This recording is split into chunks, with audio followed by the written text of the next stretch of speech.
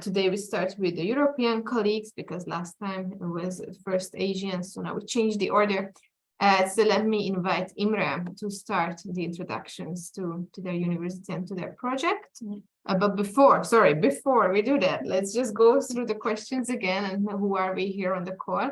Thank you, Jyoti, for the reminder.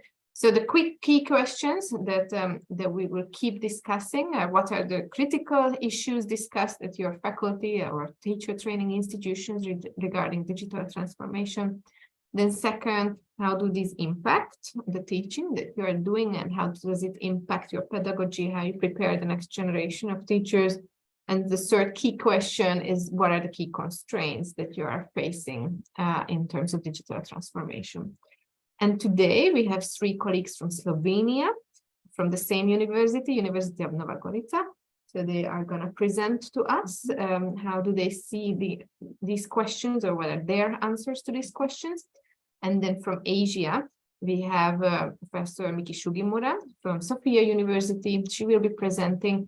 And then two colleagues from Thailand, but from different universities, Sirin from Chulalongkorn University and Vatsatari from Kasetsart University, but both are located in Bangkok. Yeah. So really look forward to it. And now we stop the sharing and give the floor over to Imre. Imre, please. Imre. Okay, I hope you see my slide. Yes. Yes. Okay, so welcome to this lecture this morning, this afternoon. Welcome from Slovenia. We're in phase of recovering from flood, but I hope this will not affect this lecture. I would like to give a brief introduction, just shortly. University of Nova Gorica is one of the 4 universities in Slovenia, and today we'll present School of Engineering and Management and their 3-study program: Bachelor program in Engineering and Management, Master program in Engineering and Management, and Master program in Leadership in Open Education. Susanna Loskowska, Telamiel, and myself prepared a couple of slides that are related to open education, where we use also a couple of things with artificial intelligence, more or less, in connection with education. However, there are researchers involved in not only in the educational program, but also in research using artificial intelligence, deep learning, and machine learning in their research and other engineering applications. So I would like to give the floor to Susanna Loskowska, so she will be able to present you a little bit more about leadership in open education and about the program of open education. So thank you very much. Thank you, Imre, for a brief introduction. I will try to stay as short as possible and to quickly present the possible offers from the University of Nova Gorica regarding possible, let's say, collaboration within this project. As Imre said, at the University of Nova Gorica, artificial intelligence maybe is not completely fully involved within the name and titles of the courses, but most of the courses are use the current technology, especially at the Faculty of Engineering and Management, where I'm also adjunct professor. But now I will briefly just describe the 2 maybe most important things for you. This is the Leadership in Open Education study program, but from the 2nd cycle or master degree, and the initiative of Open Education for Better World, which also deals with open education and where the possibility of introducing or applying artificial intelligence is possible. Okay, the master program, Leadership in Open Education, in fact, tries to or aims to produce experts in that will somehow help or try to evolve the open education and implement the open education worldwide. The idea here is not only to work and deal with the teachers, but also to deal with all experts that work within the open education on each level. That means not only the teachers, there are topics covered for the managers, there are topics covered for the people who are working into the government and making policies and so on. There are a lot of different kind of courses that we offer within this master program, but considering the topic of this initiative, I will cover only the courses that deal with artificial intelligence. I can separate two courses or point out two courses: Technologies for Open Education and Advanced Technologies for Open Education. In Technologies for Open Education, I'm just presenting the brief application or overview of application of artificial intelligence in education. As you can see, I'm the lecturer of this course. And what I'm doing there is only presenting the possibilities. Maybe some people will complain of my approach because I'm here without any constraint. I'm just giving the students the overview of possibilities without tackling any ethical issues, anything that can went wrong. That means everything that is related to and possible with artificial intelligence is over on a plate and nothing else is done afterwards. More topics are covered within the course Advanced Technologies for Open Education. And as you can see, the lecturer, the principal lecturer here is the Professor Wayne Holmes, that you already know. And together with him, there's also Professor Bogdan Filipic. They cover more substantial part of the artificial intelligence, especially using artificial intelligence tools within the educational process. That means including machine learning, data analysis, and everything that is related to the educational activities. Those two courses directly cover the artificial intelligence topic, but within other courses, I can also say that they are also incidental, maybe not so formal implementation of artificial intelligence, but incidental way how students are using artificial intelligence and applied during their work. Most of the courses are pretty practical. Therefore, and considering that the students are from everywhere within the world, they usually use those tools to help them to finish their work. But as I said, for my course, I'm going without any restriction. I'm doing that just to introduce and encourage students to use these tools. More about the ethics and how to use properly those tools are covered within the Advanced Technologies for Open Education. As I said, there are a lot of courses that are practically oriented, that are cover the topic of ethics, that cover the topic of policies, and that cover topics of conducting individual projects where the artificial intelligence is applied or used or somehow introduced within the particular seminar works of the students. The second let's say, chance for collaborating is the initiative or the project Open Education for a Better World. In this project, the University of Nova Gorica collaborates with the Institute Jožef Stefan in Ljubljana.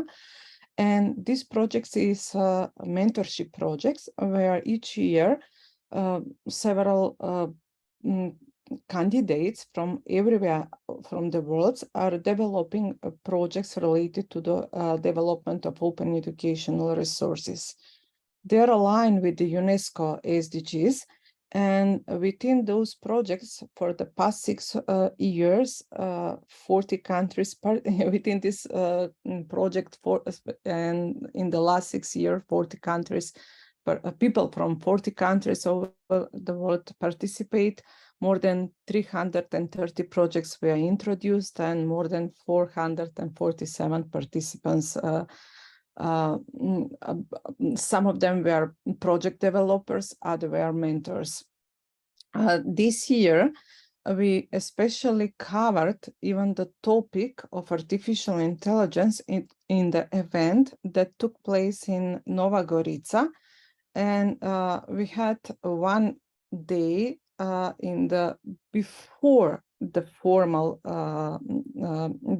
event of the Open Education for Better World. And in this pre-event, we had a workshop that was related to artificial intelligence in education and the role of ChatGPT within the education.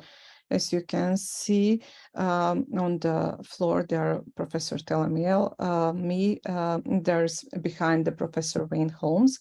And there was a very fruitful discussion about what and should we do with artificial intelligence in the open education. I would like only to point out one of the very successful projects within this initiative. This is the project from Denia Z. This colleague is also a student enrolled in leadership in open education. And he did and developed educational chatbot design using OERs. So on this way, we also offer some kind of collaboration that can go even without formal institutional background. Anyone interested in the project can find the website link at the previous slide. Also, the link for the leadership in open education can be found on the slide before. Thinking about the possibilities for collaboration, we can think on two levels. The first level are those two initiatives, or the master program and the OER for Better World project. And as I said, here the collaboration can be immediate within the Open Education for Better World. There will be a call for participants, mentors, and hub coordinators. So anyone can apply there and decide which kind of role he or she would like to take. Within the Leadership in Open Education program, there is also possibility to collaborate. Immediately, we can collaborate on, let's say, discussing about the possible invited talks to any of the courses. These talks can represent any kind of experience that teachers and educators around the world have within their courses. So if someone is interested in this kind of collaboration, I am pretty open to this collaboration. Many of us, especially in the leadership of open education, sporadically or by themselves, not institutionally, are dealing also with with artificial intelligence and possible application within the learning process. So we are also willing to participate, if it's possible, within the working groups that there will be policies, principles, how to ethically use the artificial intelligence within the education. Outside those two possibilities on the institutional level, as Professor Imre have already told, many of us are dealing with artificial intelligence within their research. For example, I'm working with artificial intelligence, although in medical environment, but it is related to content-based retrieval. And I'm also working with artificial intelligence by designing adaptive learning systems. So I do think that we are all, we would like also to participate even on the projects that maybe are, let's say, somehow connected with developing different kind of tools that can be efficiently used within the educational process. Most of the colleagues from the group of Faculty of Engineering and Management, in fact, are dealing with artificial intelligence on some kind, and they will, I think that they will agree to apply their knowledge by developing or participating in development of this kind of tools. And that was the brief introduction. I hope that I didn't spend more time that it was necessary. Thank you all. Thank you so much, Susanna, Imre. Really lovely pitch. Thank you for sharing. You do a lot already within your master program and beyond, and especially appreciate this last slide, what you can offer for collaboration. It's really great. We keep this in mind. And with that, let us invite the next presenters, because time is scarce. So it will be Professor Miki Sugimura, right, from Sofia University. Thank you very much. Today only 10 minutes, so I just try to introduce some practices of my university, Sofia University in Tokyo.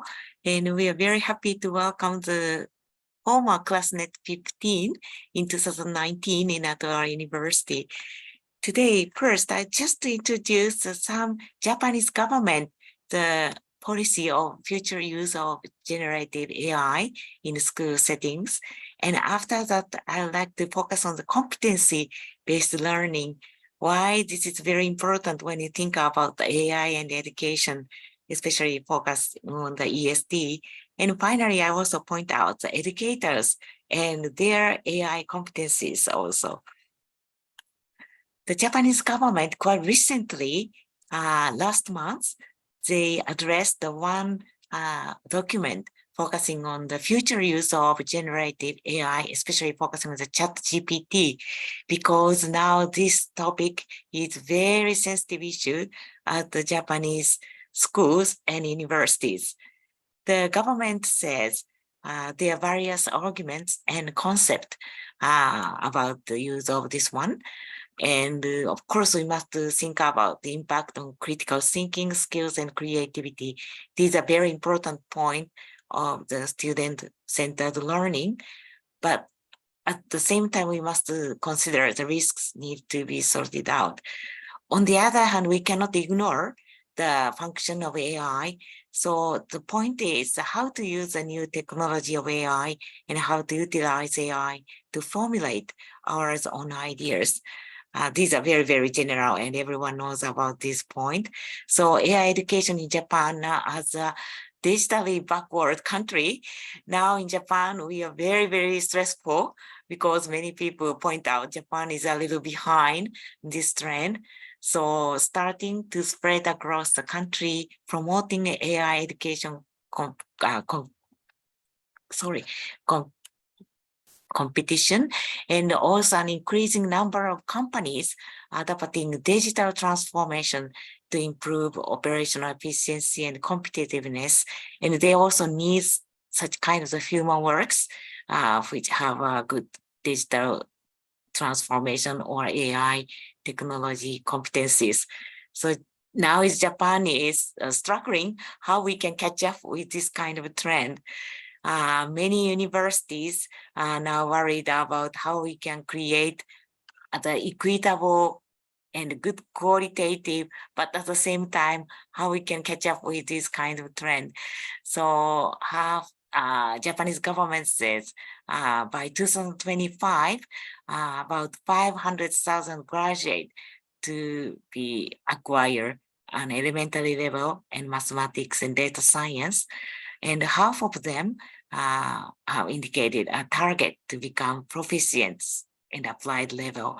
But this is a very, very challenging target for us.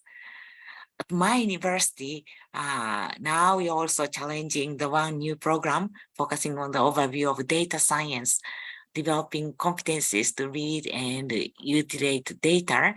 And we have now 9 faculty and from human science, natural science, social sciences, but all the new students are required to take this course as one of the general studies, the course for all students. because use of AI and the issue of academic honesty, also very important topic in our university, not only us, but all the educational institute. For example, Sophia University, early this year, president addressed these sentences in working on assignments, such as reaction papers to the class or report, and also essays, dissertations. The text program, source code, and calculation results generated by AI chatbots such as GPT are not created by the individual, so are not allowed to be used. And now it's each university also address these kind of principle or rules. But more important point is, how do you respond this in practice and how to make perspectives, effective use of the system, and protection, of course, academic freedom and the issues of equity and equality. So when we think about these things, this is my point. First point is, the important point is how we can create the student, the competency to decide or to respond to these kind of the issues, including the ethical issues. And not only students, learners, but also educators must be very concerned about this one.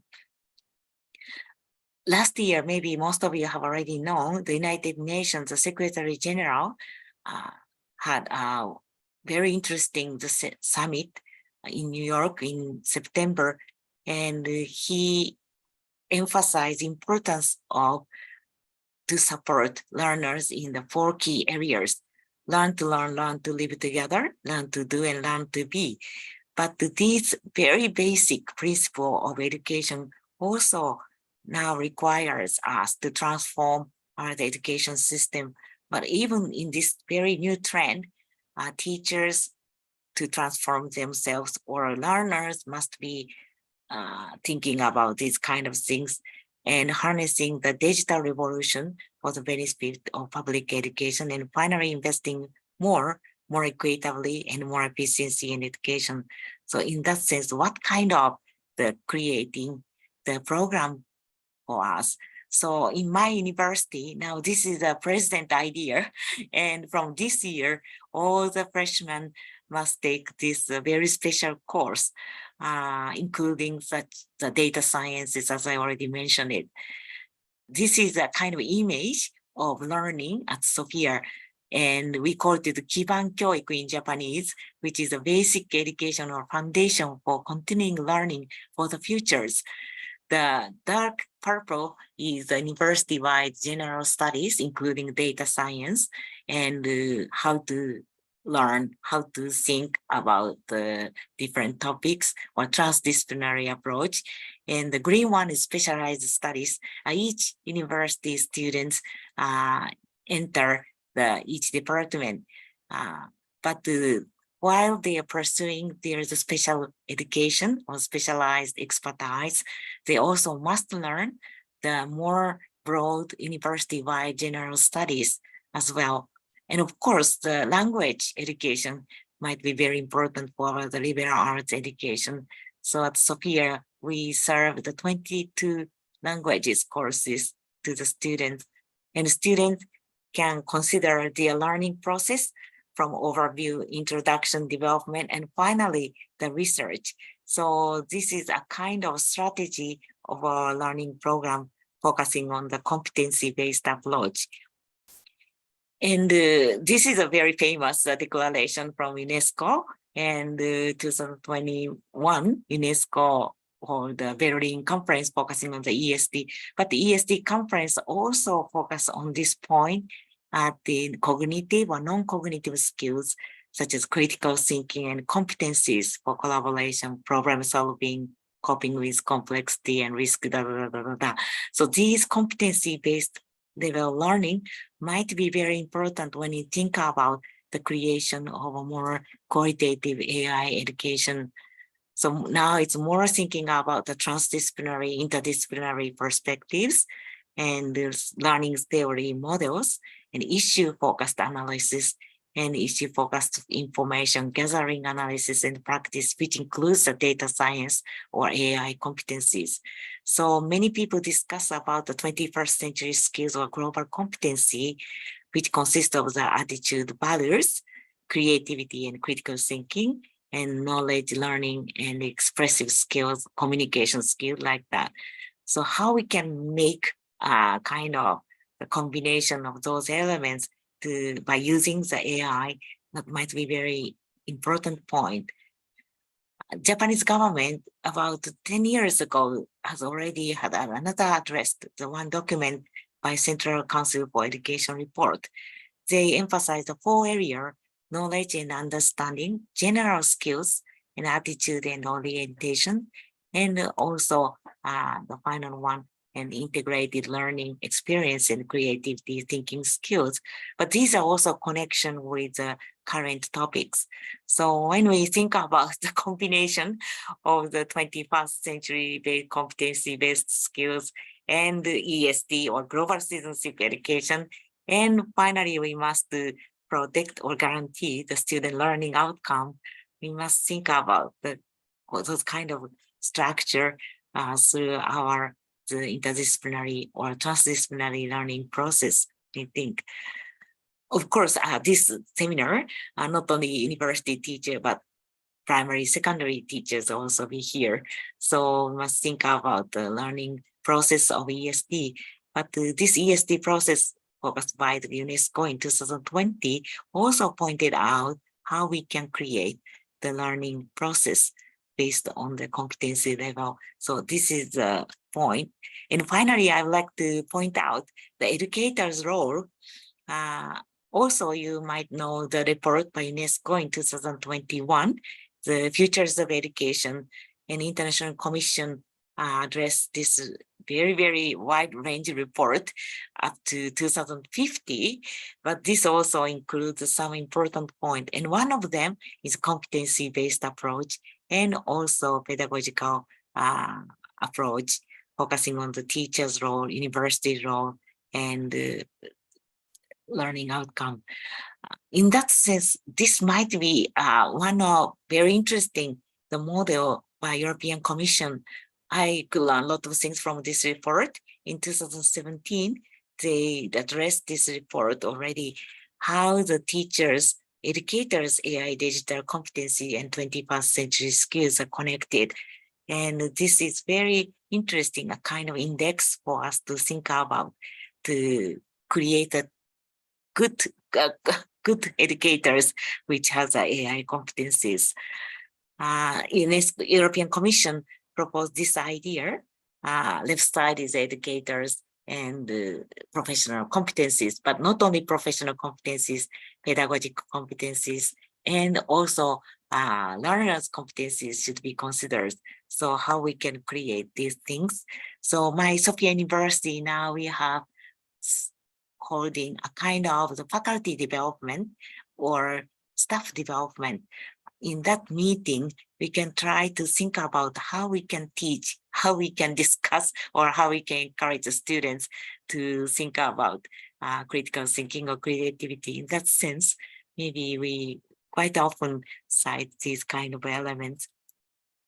This is another model by Dr. Ng. His team teaches AI digital competencies and 21st century skills in the post-pandemic world. But recently, they proposed this idea. This is also very interesting to our professors, because when we create those kind of the spiral model of learning process, educators also should be more kind of creators or critical thinker with the AI competencies. So that's why we want to consider these kind of frameworks. Anyway, thank you very much for giving these opportunities, and very looking forward to another presentation. Thank you very much. Thank you so much, Miki. Really interesting that you were not only focusing on the questions, but on the big context, and also shared the key reports with us, which is really, really useful. And I think might be surprising that you started by saying that Japan is a backwards country when it comes to digitalization, because This this is is not true. what most This of us is would true. think. Yeah. Must be very impressed at this point. Thank you very much. Yeah, Must so learn a lot of things we from hope you. you will find good partners here in this group to Thank work you. on these issues. Thank you so much. And moving on to our colleagues in Thailand. So let me invite Sirin first from Chulalongkorn University. Yes, thank you very much. Can you hear me? We can hear you, yes. Yes, so allow me to share the PowerPoint presentation.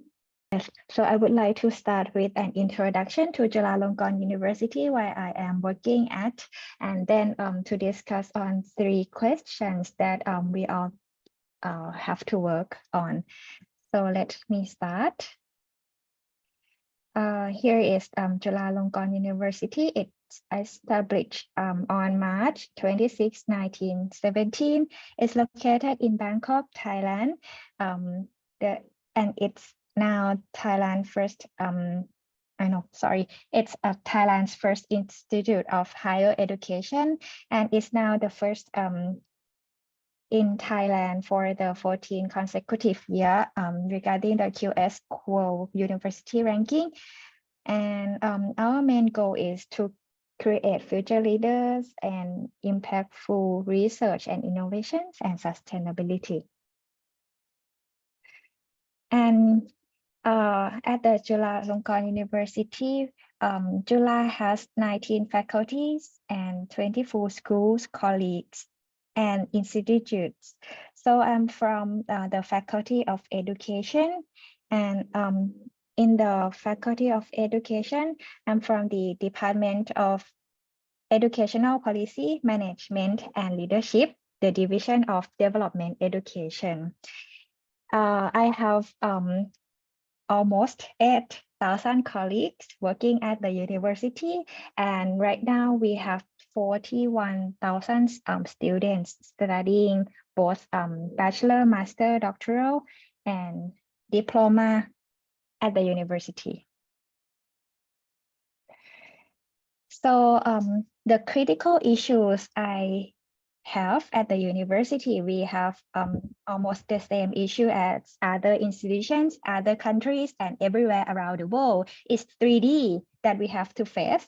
It's not 2D era anymore. We have the 3D, disrupt, deconstruct, and digital transformation. We have to go, like we have to fight with our obstacle, with the AI, with the new knowledge, new technology, new equipments, new tools, and we have to deconstruct and then transform ourselves and be ready to stay in the digital era. So in the past, I remember when I was a kid, I am not allowed to bring the electronic dictionary to the class. I'm not allowed to bring the books, and I can use only the calculator. Even in some classes, they are very strict. I cannot bring anything into the class except one pen. So right now we are open. We have allowed students to use calculators, to use Google, and right now the most new tools in technology world is the ChatGPT that Chulalongkorn University is focusing on. We try to come up with the policy to deal with the ChatGPT, where all the students are using right now to do the homework and to even make a test and write down the answers and submit as the examination. So here it's what we are facing, and so how we deal with the critical issues. So the management level at Chulalongkorn University, lucky me, they are very supportive. The management level support the use of generative AI with an attitude of embrace and understanding. So they quite open for us to learn how to use the AI tools in education. And they even encourage us to learn the current practices in AI from world leading university, and they provide staff and students with resources on AI, such as a series of Chulalongkorn University lunch talks. So we are invited to join the lunch section with free lunch box, and then we can enjoy eating and listening to AI in education on the specific topic. And here are some examples that I brought today to present to you. I attend some of the classes, and if I miss the class, they also upload the session online at Jula MOOC, so I can review it later once I have free time. And one class that I was impressed, it was the ChatGPT for final examination, the last session here. So actually the professor of the class, they use ChatGPT to make the question for the examination, and then they allow the students in the class to use the ChatGPT to get the answer of the subject. But there is a condition set. The professor asked the student to submit also the chat log in order to see the process, how the student talk to AI and how they come up with the answer, even it's correct or not correct. And they also provide the seminars, meetings on AI issues, and also invited many speakers on the field to give us more knowledge and to make us be ready to move towards to the AI era. And they also issue and announce principles and guidelines for using AI tools as well. So here on July 17 last month, Chulalongkorn University officially announced the principles and guidelines for using AI tools in education. So Jula is very supportive. They issue the principle, and it said that they support students and staff in gaining understanding and being able to appropriately use AI tools. They place the utmost emphasis on academic integrity as well. So we have to use it very with ethics. And for the guideline, the instructor, they have both guideline for instructors and students. So for instructors, they have like 4 main keywords that we have to focus and be aware of. The first one is adapt. The second one is understand. So we have to like adapt to use AI and understand the capabilities and limitations of AI.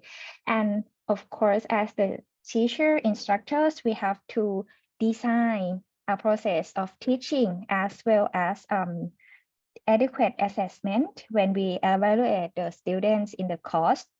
And we have to determine the scope and guidelines for the use of AI in the course syllabus. So all the professors are encouraged to put the statement in the course syllabus, how far we will allow the student to use AI. We can design by ourselves to allow or not to allow students to use AI in the class.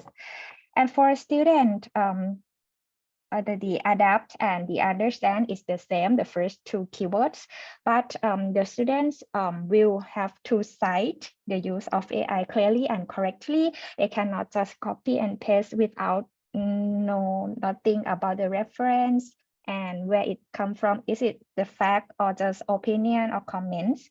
And they will have to use it like with the caution in not adding confidential data to the AI system.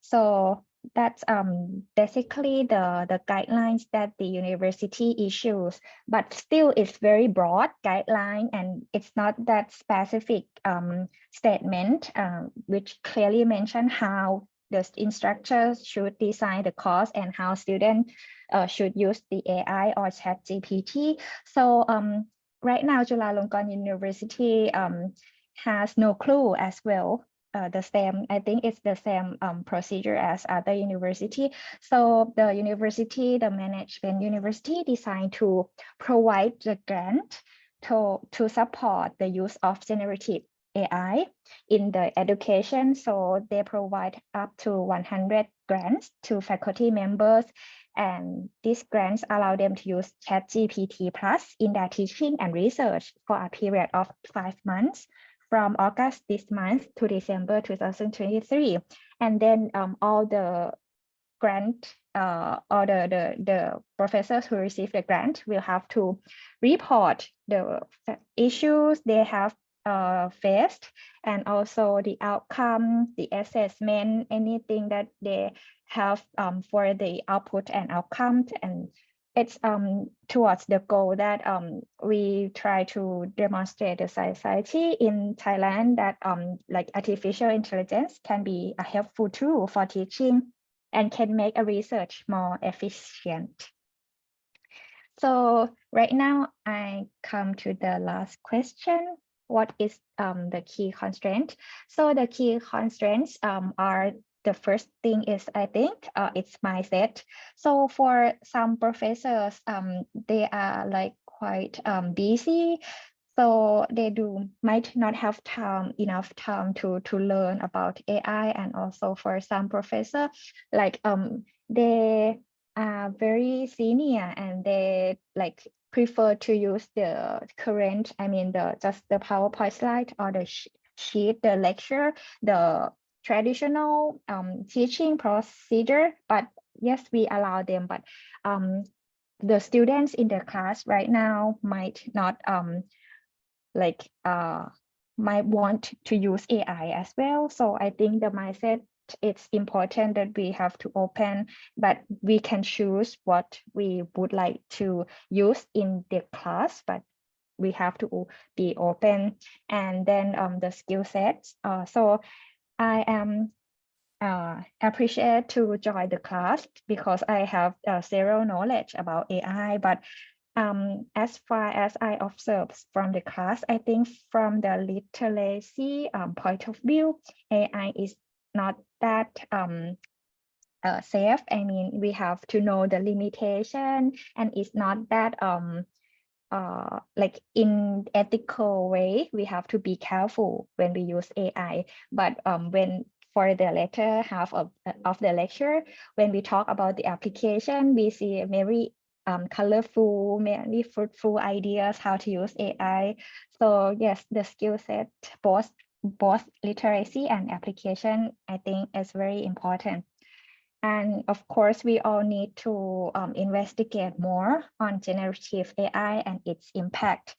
So yes, the creative collaboration between generative AI is only possible with the involvement of humans. So through this platform, we come together and discover the possibilities of ethical, secure, and productive collaboration with AIs and in education. So that's all my presentation. Thank you very much.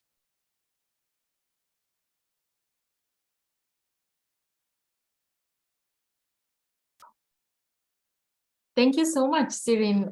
It's really, for us, insightful to hear the overall picture of what's happening in Chulalongkorn University. And actually, it's very impressive how the university is empowering the faculty members by giving grants and by kind of like allowing them to use the tools, as well as also to kind of, showcasing whether the tool works or not. So kind of making them accountable in terms of using the grant that they are given. So that's quite interesting. So we hope that you can reflect in terms of what we are doing at the faculty collaboration, in terms of the collaboration in action project, collaboration in action ideas. Hopefully that can also contribute to current status of the Chulalongkorn University's vision towards AI in education.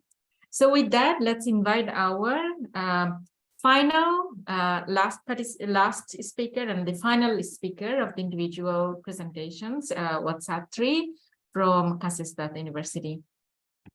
Let me introduce myself. I am an assistant professor. My name is Wasatri Ditiyon. I'm a department chair right now of the Educational Technology Department. am teaching in Faculty of Education. In Thailand, we use the faculty, not the School of Education. We use the Faculty of the, I'm teaching at the Faculty of Education in Kasetsart University. We locate in Bangkok as well, but in the northern part.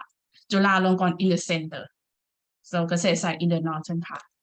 And if you're interested to work or contact me and share the idea about the collaboration, you can send the email to my email here.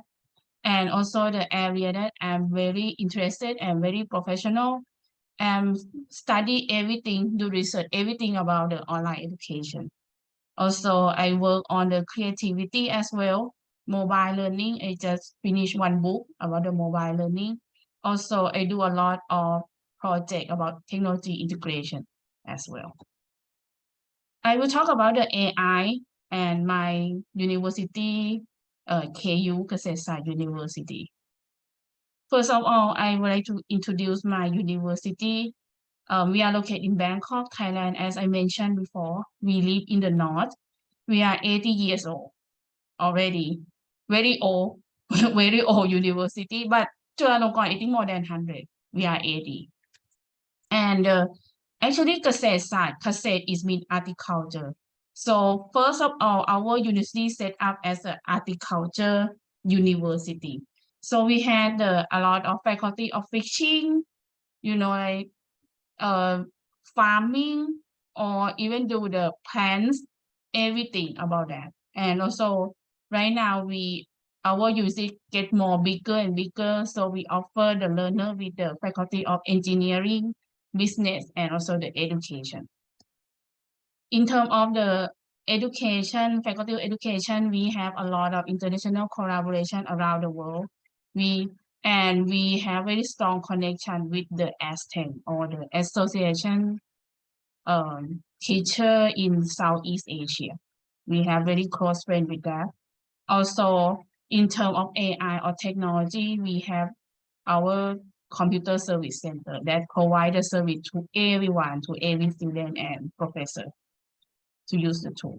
So as the question that you assign us to answer, so I would like to talk about the critical issue that we talk in our Faculty of Education. Sorry. I will divide in two topics. First topic, in terms of the area of the digital transformation, issue that we have is about the generation gap. You know, like as the other university, we have, you know, like junior professor and the very senior professor. Kasetsart University, we have a lot of senior professor, especially in School of Education, I would say. So those senior professor, they have an issue in using every technology. They need help. They need to take more time to transfer from the manual to digital. That is a problem. But the most critical problem that we face right now is about the convenience, or I would say like some people, even either young or senior, we get used to the old way, the old-fashioned way, and it's hard for that people to change to the innovation or digital platform. So this is the very big issue, like how can we motivate them or train them, or you know, like to change from the old one to the new one. That is about the digital transformation. And we have a topic about the AI. If you see the red letter, that is the idea that I think we can develop into the research together. The issue about the AI that we talk about is right or wrong. So many, we all know AI. We use the AI every day. We use the Google for searching the image. We use the, you know, like the program for collect the data, you know, analyze the data or asset, even the student learning. But we don't really know like it's right or wrong. Is that right? Or is okay to use for support our teaching? For example, we can use ChatGPT for, you know, like develop the ideas. If we have nothing in our mind, is that right or wrong? So that is a topic that we talk about a lot. And also many people, when we talk about the quality of the AI for assess learning, like is that accurate or is like really assess the student learning? Is that reliable? Is it reliable enough to assess student learning? And also the last issue that we talk about is AI gonna replace the instructor. This is like the topic that most of the instructor, especially in education, be afraid because AI can do everything, and students they love the AI. So we kind of talk about like how can we make sure that AI will not replace us for teaching. And also that issue that impact to us or not is impact. One, since we don't know is right or wrong, so there is nothing, no improvement, no innovation, because people don't know, like afraid to use because they're afraid it's wrong to use. When the people don't want to use, UC will not give us the budget to invest some technology, because if you want to invest it, nobody use. It's a waste of money. And also this is another idea that we can talk to develop our research. Since we don't know it's right or wrong, no guideline as the Chulalongkorn have, there's nothing changed in our curriculum, because we don't know that if we add the AI into the, because faculty of education, we develop the teacher, we develop the person to be the teacher. So we don't know that we should let them know the user AI for teaching, is that okay or not okay. So there is nothing changed in our curriculum. There is no regulation. And also that we don't know it's right or wrong. So our professor don't afraid to learn, because if they learn, they know how to use it, but they cannot teach. So why? They waste the money. They waste the time and money to learn. And also what the key that made the faculty is based, it leverage on the new technology.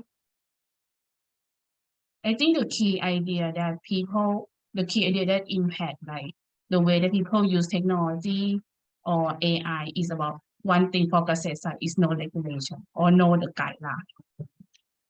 Because if we have no guideline, it means that we have no idea how can we use, how can we use no person. And also we have no support for the professional who can teach us, like, is it good? This is okay, you can use it. This is not okay, you can do it this way.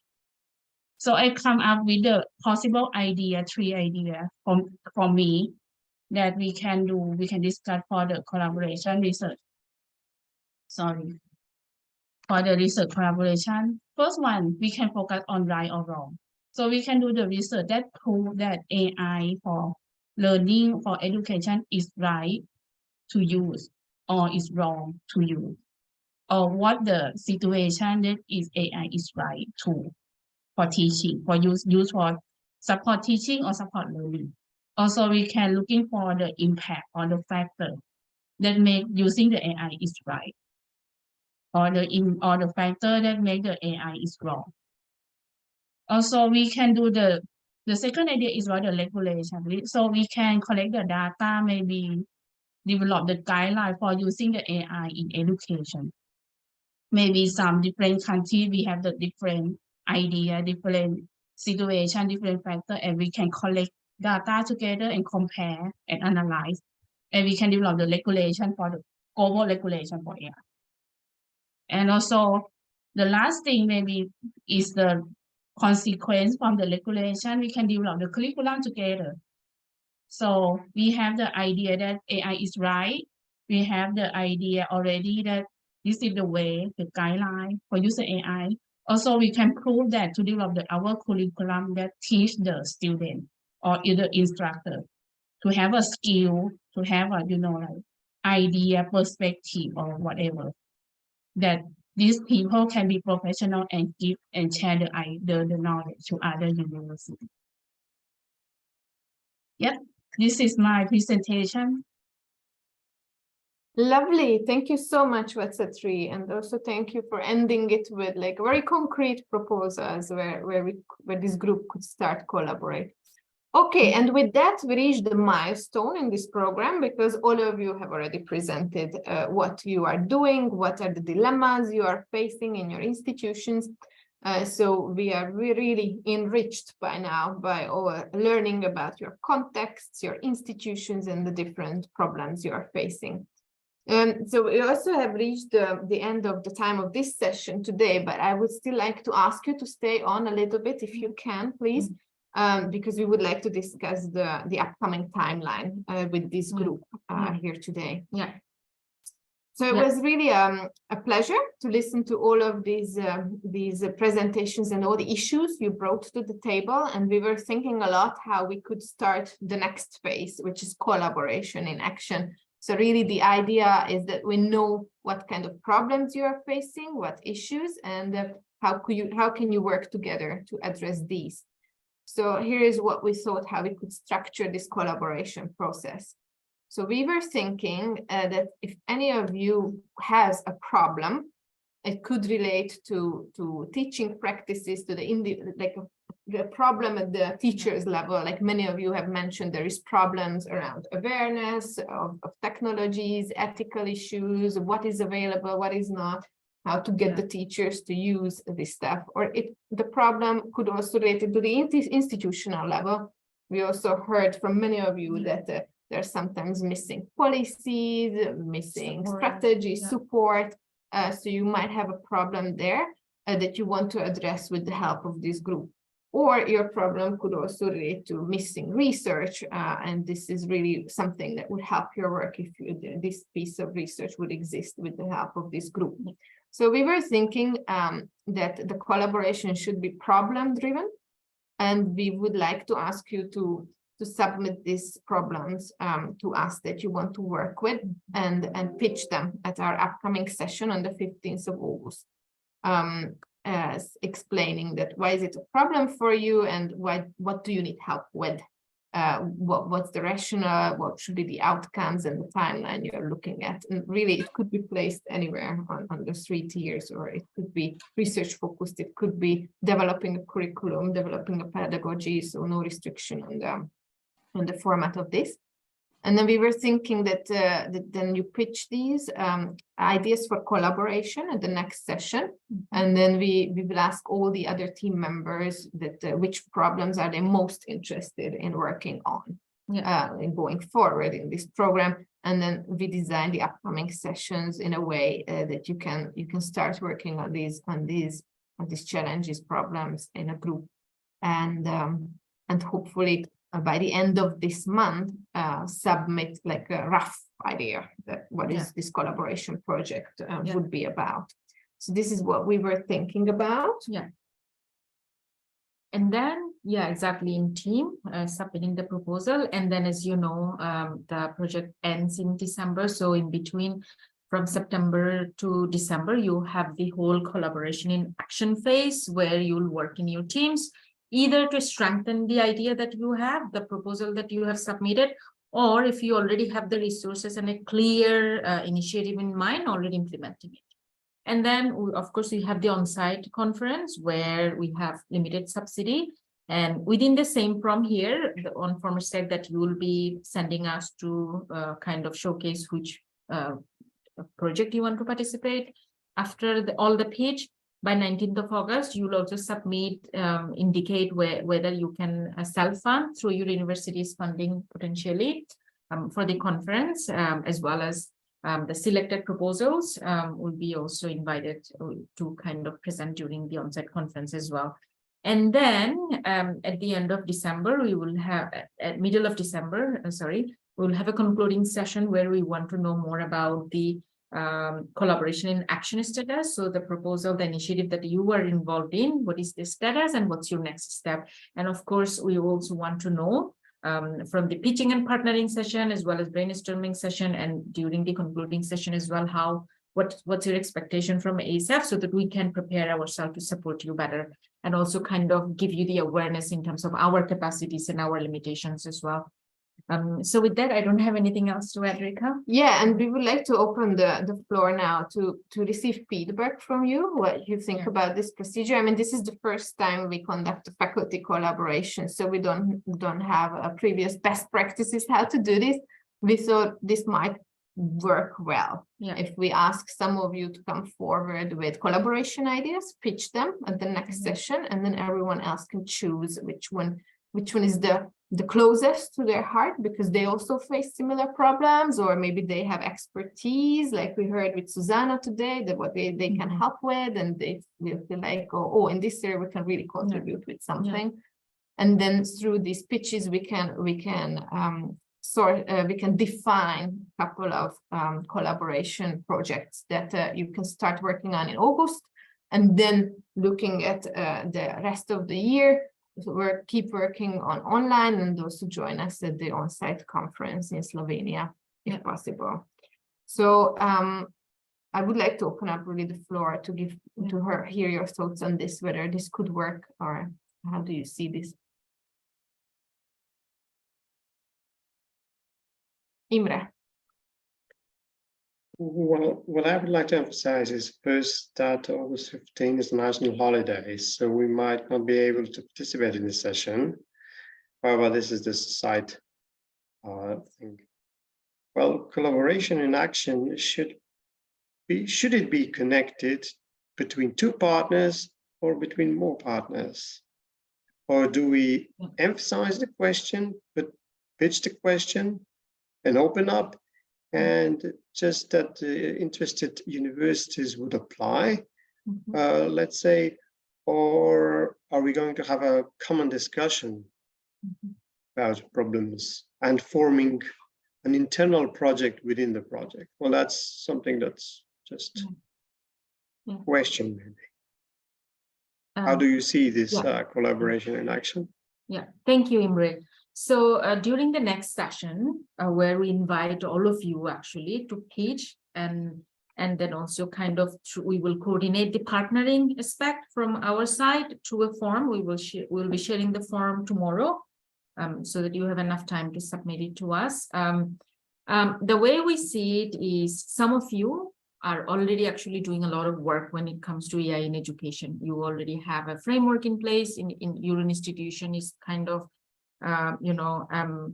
in a stage where there are already ongoing initiatives, right? And some of you actually do not have any initiatives. Some of you are still trying to figure out, as part of your institution's mission, to kind of decide on what kind of AI and education initiatives you should be focusing, or you should be pursuing, right?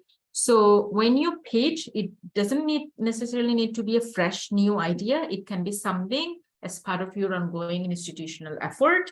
So in that case, some colleagues who find it interesting, they can indicate their interest to the form that they want to be part of it. And we don't mind if you want to be part of 3 projects, right? If you, for example, you have your own pitching idea that you want to kind of take charge, or you want to, in terms of your institutional engagement, be like central in a way. But maybe there are other projects, depending on your other peers' pitch, you are interested to also contribute. You can do that as well. So it really depends on your own capacity and your own interest in terms of how you want to contribute and be engaged. So that's completely voluntary. We don't have any requirement or specific criteria for that.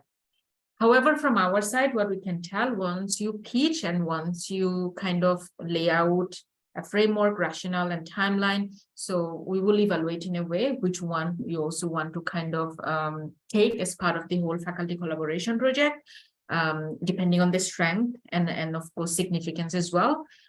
So by 22nd of August, actually, before that, we will already communicate the list of collaboration in action initiatives as part of the faculty collaboration project, and as well as the team member as well, depending on how you indicate your interest through the form that we share. So that's the whole idea. Yeah. Yeah. So basically, in general, we imagine like an organic process where we identify these problems. We hope to have more. Like, I don't want to say a number, but we're identify a couple of problems that this group can work with. And then you ask whether pairs or groups, we imagine groups to ensure diversity of ideas and Asia-Europe balance. Groups organized along your interests, basically, and which problems to work on. But August being a holiday in Europe, that's a very good point. So maybe our schedule is a little bit ambitious in this sense, and we should revise to make it less packed with activities. Yeah. So actually, the idea for the proposal that you submit, we are not expecting a lot. What we are really trying to get is that we have a team. So a summary of the initiative, like what you want to do, as long as that's clear, it should be okay. It's not like a long process in terms of the submission or the requirement. It's just that it's a very, very specific and precise idea that is realistic within the timeline. And if you want to take it to the further level and also strengthen it, you have between September and December. And we understand that ideas change, plans change, but as long as all the team members in the group are motivated and want to continue the collaboration, I think that's okay. As long as it's within the topic area that you are tackling from the beginning. Yeah. So yeah, that's the idea, and and we are really hoping to see some strong proposals because Do you have any more comments? Maybe that could help outlining this process better, that works better for you. Yeah. Ruth. Yes. Hello, good afternoon from Manila to everyone. I have sent a message in our chat feature. I don't think you have seen it. I'm suggesting that perhaps get the team to create a folder where we could send. Okay, written concept. detailed Yes. concept. Yes, absolutely. So you are pitching. However, we want to give you a little bit more time since it's very, like, the timeline is very short, by 28th of August. So you have here, I go to my, sorry. So here you see that 28th of August, there is a submission deadline. So it's the proposal submission, right? So this, whatever you submit, we will be sharing with all of you so that you also have it in mind. However, that's after, like, the teaming. So if I understand from your question, you want it before teaming up, or could you clarify that? Yes, before August 15, if you could create a folder where you could drop our little concept files, so that the members could send them for coming 15. Okay. The 5-minute pitch time, I'm not sure if it would suit 5 minutes. So okay, so I think in that case, of course, we cannot really enforce or make it mandatory. However, we can request that all the to all the colleagues who are pitching, they also put it down in Word, in writing, and then we can share it with everyone so that you get to hear the pitch during the session as well as have something in writing if you decide to submit to us. Yes. Yes, to learn more about the problem. Yeah. So for this pitching, I think we imagine like from 3 to 8 problems or pitches maybe. So meaning not everyone, not all of you have to come up with such a collaboration proposal. But if you want to, feel free to do so. Just based on what we heard from you, we think that there are some colleagues, some countries who actually really have an ongoing thing that has a problem and needs to be addressed. We heard it from Korea, Bangladesh, Thailand now today as well. Very concrete ideas what you need help with. Malaysia as well. Malaysia as well. They have an ongoing program.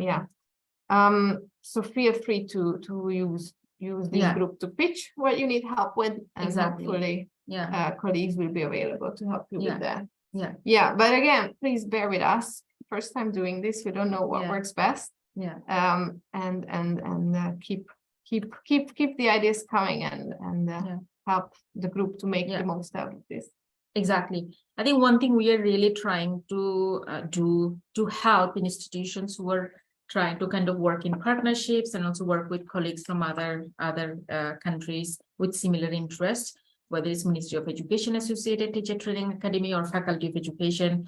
So to bring diverse perspectives and support as well, as you definitely have different expertise and the level of understanding is different in different countries when it comes to AI, as you heard from Miki, although Japan, we would imagine digitally is a very advanced country. However, when it comes to AI, it's lagging behind. So maybe there is something for Japan to learn from our colleagues from Malta or Slovenia or Estonia or the UK, right? So that's what we're really trying to achieve through this collaboration in action, bringing all of you together and creating a team environment, a peer-to-peer environment where you get to support one another and each other's institution's mission in a way. And when you pitch, I think it's good to highlight that it will be better if you reflect on your institution's mission and also the resources you currently have, so that you get the institutional support as well when you implement it or take it to the next level. Yeah.